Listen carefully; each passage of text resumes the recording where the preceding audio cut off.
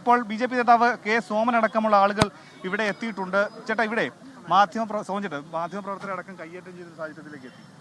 ഒരാൾ അവിടെ തൂങ്ങി നിൽക്കുന്നുണ്ട്. പിന്നെ കാണാം.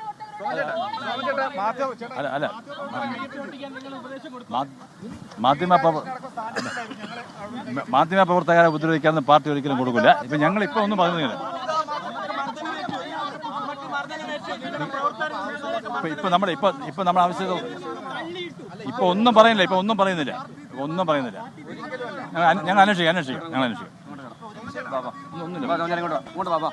ബി.ജെ.പി. അങ്ങനെ തീരുമാനിക്കും. ഇല്ല, അങ്ങനെ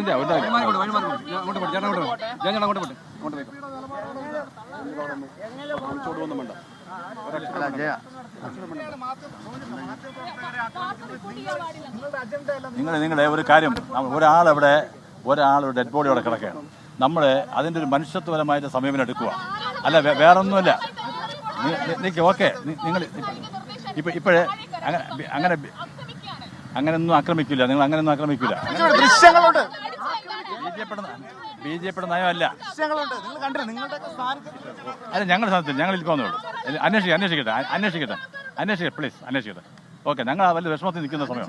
ഞങ്ങളുടെ സഹപ്രവർത്തകർ മരിച്ചതിൻ്റെ വിഷമത്തിൽ നിൽക്കുകയാണ്. അപ്പോൾ ഞങ്ങളുടെ മാനസിക അവസ്ഥകൾ നിങ്ങൾ ആലോചിക്കാം. ഞങ്ങളുടെ മാനസികാവസ്ഥ നിങ്ങൾ മനസ്സിലാക്കും. ഓക്കെ, ഞങ്ങൾ മെയിൻ ഒരാളാണ് പോയി. ശരി, ഓക്കെ, അന്വേഷിച്ചു.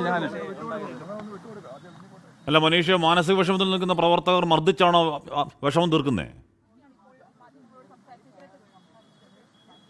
ഹാഷ്മി, ഇവിടെ അധാർമികമായ ഒരു കാര്യങ്ങളും മാധ്യമങ്ങൾ റിപ്പോർട്ട് ചെയ്തിട്ടില്ല.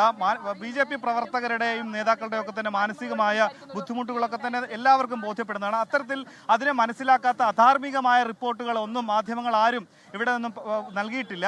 ഇതുമായി ബന്ധപ്പെട്ട് നമ്മൾ നൽകിയിട്ടുള്ള, അതായത് ഈ ആത്മഹത്യക്കുറിപ്പിലെ സൂചനകളെ സംബന്ധിച്ചുള്ള കാര്യങ്ങളും അത് സ്ഥിരീകരിക്കാത്തതാണെന്ന്, ഒപ്പം തന്നെ പോലീസ് ഉദ്യോഗസ്ഥർ നമ്മളോട് പങ്കുവച്ച വിവരങ്ങളാണ് നമ്മൾ അത്തരം കാര്യങ്ങൾ പറഞ്ഞത്.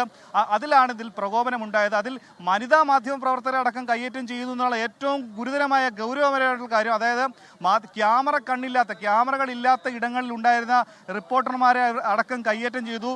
ബി.ജെ.പി. നേതാവ് വി രാജേഷ് അപ്പോൾ തന്നെ പോലീസിൻ്റെയൊക്കെ സാന്നിധ്യത്തിലാണ് ഒരു കോംപ്ലക്സിനകത്ത് വെച്ച്, അതായത് ഒരു ചെറിയ ഇടനാഴി മാത്രമേ ഉള്ളൂ അവിടെ നിന്ന് മാധ്യമപ്രവർത്തകരെ ഇറക്കി വിട്ടാൽ പോലും ഇറങ്ങി പോകാനുള്ളൂ.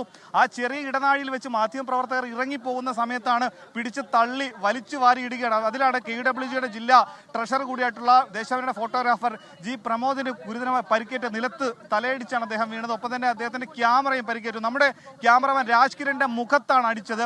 അങ്ങനെ നിരവധി മാധ്യമപ്രവർത്തകരെ മുഖത്തടിക്കുകയും വലിച്ച് ഈ സ്റ്റെപ്പിൽ നിന്ന് താഴെ ഇടുന്ന രീതിയിലേക്ക് എത്തി. ഇതൊക്കെ തന്നെ നടക്കുമ്പോഴും ഈ ബി.ജെ.പി. നേതാവ് വി രാജേഷ് അവിടെ നിശബ്ദനായി നിൽക്കുകയാണ്. ഇപ്പോൾ ഇത് സംബന്ധിച്ച് ബി.ജെ.പി. നേതാക്കളായിട്ടുള്ള കെ സോമൻ അടക്കമുള്ള ആളുകളുടെ എത്തി അവർ നമ്മളോട് പ്രതികരിക്കുന്നത് ഇതുമായി ബന്ധപ്പെട്ട് അന്വേഷിക്കാൻ തങ്ങൾ ഇതുമായി ബന്ധപ്പെട്ട മാനസിക വിഷമത്തിലാണെന്നാണ്. പക്ഷേ അധാർമികമായ ഒരു റിപ്പോർട്ട് മാധ്യമങ്ങൾ നടത്തിയിട്ടില്ല.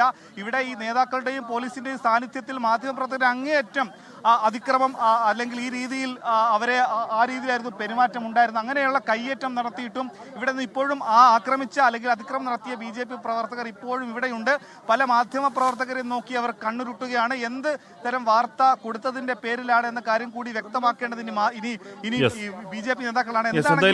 എന്തായാലും ഈ അവരുടെ പ്രധാനപ്പെട്ട നേതാവിന്റെ ആത്മഹത്യാ കുറിപ്പിൽ ബി.ജെ.പി. നേതൃത്വം കൈയൊഴിഞ്ഞതാണ് തുടങ്ങിയ കാര്യങ്ങൾ എഴുതി വെച്ച കാര്യം പോലീസ് പറഞ്ഞനുസരിച്ച് പുറത്തേക്ക് വിട്ടതിൽ അതിലുള്ള രോഷം, അതിൽ മാധ്യമപ്രവർത്തകരെ തല്ലിച്ചതയ്ക്കാൻ ബി.ജെ.പി. നേതാക്കളും പ്രവർത്തകരും ഇറങ്ങുന്നത് മനസ്സിലാക്കാം.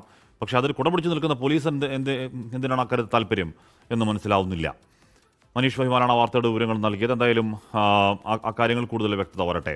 ലോകത്തെവിടെയായാലും ഏത് സമയത്തും 24 വാർത്തകളും ഓഗ്മെന്റഡ് റിയാലിറ്റി പാക്കേജുകളും എക്സ്പ്ലെയിനറുകളും വിശദമായി കാണാൻ ഞങ്ങളുടെ യൂട്യൂബ് ചാനൽ നിങ്ങൾക്ക് സബ്സ്ക്രൈബ് ചെയ്യാം.